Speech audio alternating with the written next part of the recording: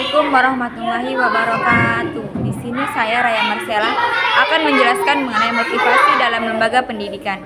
Ada 3 teori. Yang pertama, satu teori klasik oleh Friedrich Winslow Taylor tahun 1856. Motivasi klasik dalam lembaga pendidikan mengacu pada teori dan konsep yang sudah lama digunakan untuk memahami dan meningkatkan dorongan belajar siswa.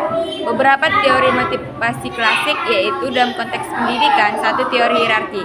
Kebutuhan Maslow membuat Abraham Maslow individu termotivasi oleh 5 tingkat kebutuhan, mulai dari kebutuhan dasar psikologis hingga aktualisasi diri.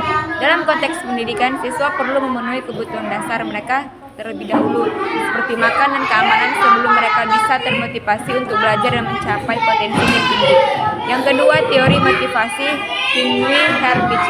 Teori ini membedakan antara faktor motivasi seperti pencapaian, pengakuan, tanggung jawab, dan faktor seperti kondisi belajar, kebijakan sekolah, hubungan dengan guru.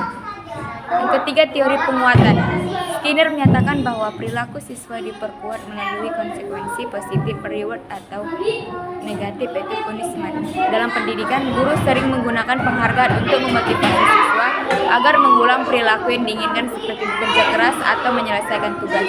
Yang keempat, teori daya tarik. Teori ini fokus pada bagaimana siswa menjelaskan keberhasilan atau kegagalan mereka. Jika mereka percaya bahwa hasil belajar dipengaruhi oleh faktor yang bisa dikendalikan seperti usaha, mereka cenderung lebih termotivasi. Sebaliknya, jika mereka percaya bahwa hasil yang dipengaruhi oleh faktor yang tidak bisa dikendalikan seperti keberuntungan. Teori harapan. Yang kelima, teori harapan. Teori ini menyatakan bahwa motivasi dipengaruhi oleh harapan siswa tentang seberapa besar usaha mereka akan menghasilkan pencapaian tertentu dan seberapa besar pencapaian itu akan menghasilkan hasil yang mereka inginkan. Siswa akan termotivasi jika mereka yakin bahwa upaya mereka akan membuahkan hasil. Dengan memahami teori ini, lembaga pendidikan dapat merancang lingkungan belajar yang lebih kondusif, memotivasi siswa secara efektif. Yang kedua yaitu ada teori Abraham Maslow tahun 1943. Dari Abraham Maslow memiliki kaitan erat dengan lembaga pendidikan karena teori ini membantu menjelaskan faktor-faktor yang mempengaruhi motivasi dan kinerja siswa serta guru di lingkungan sekolah. Berikut adalah kaitan teori Maslow dengan lembaga pendidikan. Satu, kebutuhan fisiologis. Ini adalah kebutuhan dasar yang meliputi makan, minum, tidur, dan kenyamanan fisik. Di lembaga pendidikan, pemenuhan kebutuhan ini berkaitan dengan fasilitas dasar seperti ruang kelas, nyaman, kantin yang menyediakan makanan bergizi, waktu istirahat yang memadai, dan kebersihan lingkungan di sekolah. Jika kebutuhan dasar ini tidak terpenuhi, siswa akan kesulitan untuk berkonsentrasi dan berpartisipasi dalam proses pembelajaran. Yang kedua, kebutuhan keamanan. Setelah kebutuhan psikologis terpenuhi, siswa membutuhkan rasa aman, baik secara fisik maupun emosional. Di lingkungan sekolah, ini bisa berarti adanya aturan yang melindungi siswa dari kekerasan fisik, perundungan, dan tekanan emosional. Yang ketiga, kebutuhan sosial. Siswa perlu merasa diterima, dicintai, dan dihargai dalam komunitas sekolah mereka. Ini bisa diartikan sebagai hubungan positif dengan teman sekelas, guru, dan staf sekolah.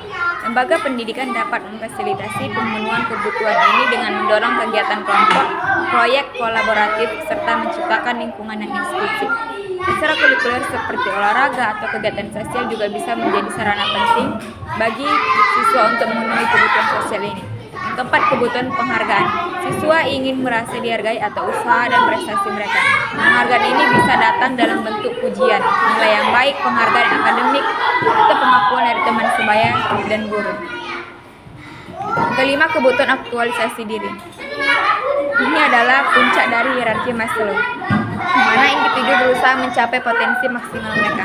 Dalam konteks pendidikan, aktualisasi ini terjadi ketika siswa dapat mengeksplorasi minat dan bakat mereka secara penuh serta terlibat dalam pembelajaran yang mengacu kreativitas dan pemikiran kritis.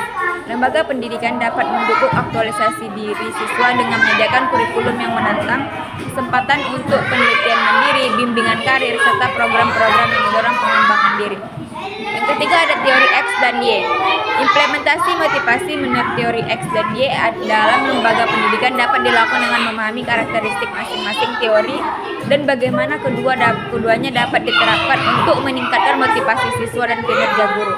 Yaitu teori X berasumsi bahwa orang yang cenderung tidak menyukai pekerjaan mereka membutuhkan pengawasan ketat dan lebih termotivasi oleh imbalan eksternal. Dalam konteks pendidikan, implementasinya bisa meliputi 1. Pengawasan ketat. Menerapkan sistem pengawasan yang jelas untuk memastikan siswa mengikuti aturan dan menyelesaikan tugas. Menggunakan evaluasi yang rutin untuk memantau kemajuan siswa. Yang kedua, imbalan eksternal. Memberikan penghargaan bagi siswa yang mencapai target tertentu seperti beasiswa atau penghargaan akademis. Menerapkan sistem nilai yang transparan untuk mendorong persaingan sehat di antara siswa.